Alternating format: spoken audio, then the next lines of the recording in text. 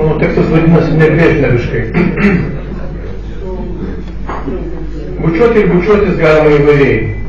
Bučiuoti popiežių žiedą Siksto koplyčioje, ar ranką Panevėžio vyskupui galima bučiuoti vaiką į kaktą laiminant, sutinkant ar atsisveikinant, galima bučiuoti nekaltai ir geismingai, netgi grėsmingai, galima dar kažkaip, visai galima bučiuoti žemę, sieną, akmenį, tėvą ir motiną, vaikus, reikia viską išskyrus orą, ugnį ir akmenį ir vandenį. Pamenu, prieš daugiau nei 10 metų Sigitas Geda pasakojo, kaip kilę naktį grįžęs iš Japonijos į Justiniškes ėjo vaikščioti ir ko neverkdamas bučiavo lietė savo lietuvišką žemę. Spėjo, kad tą naktį Justiniškes jam nebuvo jokiam dievaniškiam, tai atsitiko vėliau, vėl užsigyveno šiame, kas ne vien man tik atrodydavo Dievo užmirštame kampelyje. Tiesa, poeto grįžimo Lietuvon, tasai buvo galima pavadinti išsigelbėjimu, nes baigiantis Sigito kelionėje, laivo Japonų jūroje užklupo kraupi, vos jo ir viso laivo nepražudžiusi audra. Bučiuoti reiškia liesti, susiliesti, susilieti. Visą tai žinome, tačiau bučinio paslaptis vis tiek vienas slaptingiausių žmogiškų išraiškų. Dažniau jausmų, nors neretai ir pareigų sakramentas.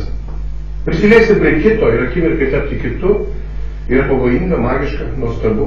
Ar po to tampi kitu, ar kitas tampa tavimi, kiek ilgam. Ką tai keičia? Priklausomai nuo situacijos ir santykių visą persimaišom. Štai kad Tūlas viename eilėraštyje žadėjo bučiuoti lesbiją 100 kartų. Aš žadėti bučiuoti? Kas be gali būti keistesnio? Juk bučinio beveik negalima numatyti, skutpelkiai koks baltas ir nebūtinai taikos balandis gatvėje prieš pat nosį, beveik nepaliesdamas, o tik nustebindamas, įspėdamas.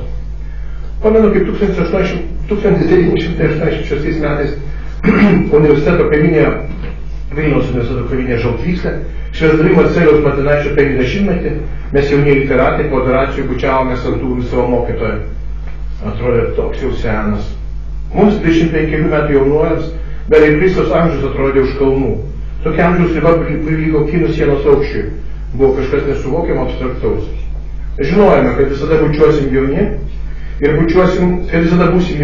bučiuosim ne klasikus poetus, o mylimas merginas. Bučiuosim visur, kur tik pasiekia lūpos, į plaukus, skruostus, krūtis ir pilvą. Paskui vėl į plaukus ir kaklą. Taip ir nutiko, nieko naujo pasaulio. Tūkstančiai bučinių, tūkstančiai apsikabinimų. Jie bučiniai lydė visą gyvenimą. Bučiuojame ne tik mylimasias, bet ir mirusiuosius, kurios pasiima žemę nors į tiesą, be jokio bučinio, tarsi įspėdama. Karpe diem, džiaugtis gyvenimo, bučiuokit mylėk pasaulį. Kaip jį mylėti, kas gali pamokyti. Kažkada Pietryčių Azijai bučiuoti reiškia iš motinos burnos perduoti maistą kūdikiui, kad jam nereikėtų, nes jis to dar negali, kramtyti.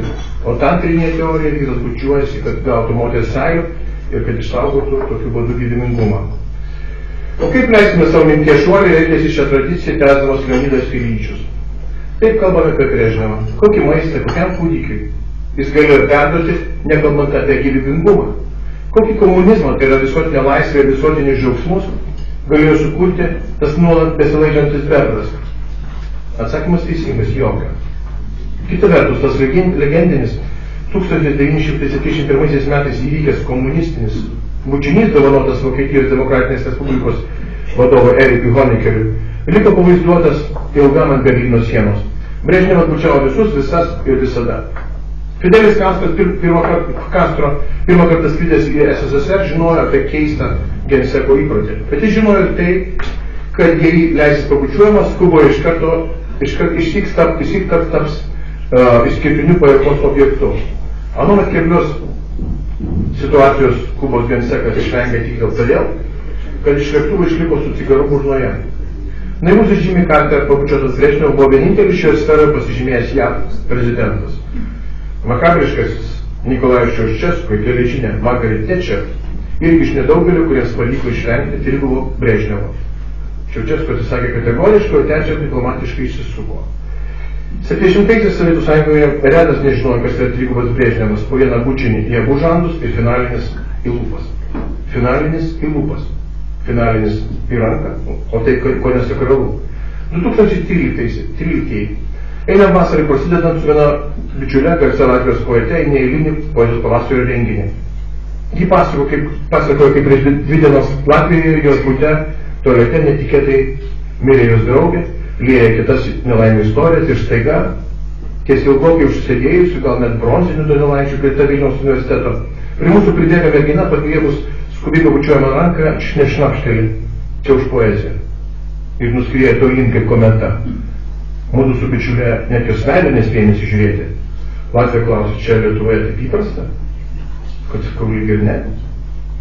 Mes einam tolyn, o paskui pagalvoju, kad ne ji, o aš turėjau pabučiuoti jai ranką. Ir galbūt ne vien už tai, kad jis skaito. Dabar dar būdamas pilno proto ir pilnos atminties suprantu, kad jei bučiuotis, tai tik nebrėžneviškai.